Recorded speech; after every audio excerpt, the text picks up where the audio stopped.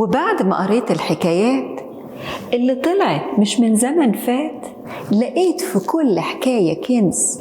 دوروا معايا على الكنز.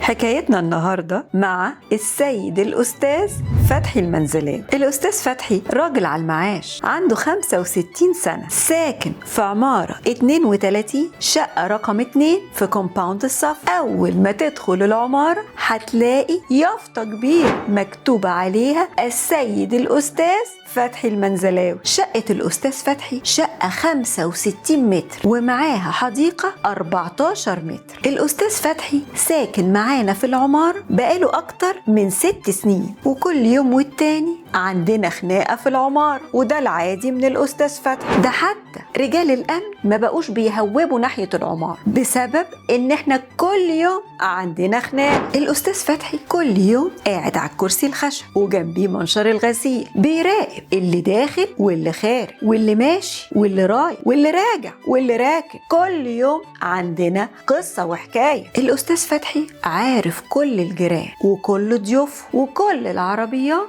اللي بتركن قدام العمار، ويا نهار مش معدي لو عربية غريبة ركنت قدام حديقة الأستاذ فتحي. الأستاذ فتحي مش عايز حد يقف أو يعدي ولا يركن عربيته قدام حديقة الأستاذ فتحي، واتكلم مع كل رجال الأمن ممنوع حد يعدي ولا يركن قدام الحديقة. وبقالنا سنين كتير في مشاكل وخناقات بسبب الركنة اللي قدام حديقة الأستاذ فتحي، لحد ما في يوم الأستاذ فتحي قال ما بديهاش بقى، أنا هروح أشتكي، أنا خلاص فاض بيا. وفعلا الأستاذ فتحي حدد ميعاد مقابلة مع رئيس مجلس إدارة الكومباوند، وفي الميعاد المظبوط توجه السيد الأستاذ فتحي لمقابلة رئيس مجلس إدارة الكومباوند. السيد مشكورا سمع مشكلة الأستاذ فتحي ورد عليه وقال له علشان نحل المشكلة دي أرجو من حضرتك اركن عربيتك قدام الجنين. رد عليه الأستاذ فتحي وقال له بس أنا ما عنديش عربية وما بعرفش أسوق أصلا. مشكورا قال له برجاء سرعة شراء السيارة علشان نحل المشكلة دي. الشخصيات دي موجودة وهنقابلهم في المجتمع. يا ريت كلنا نبقى عارفين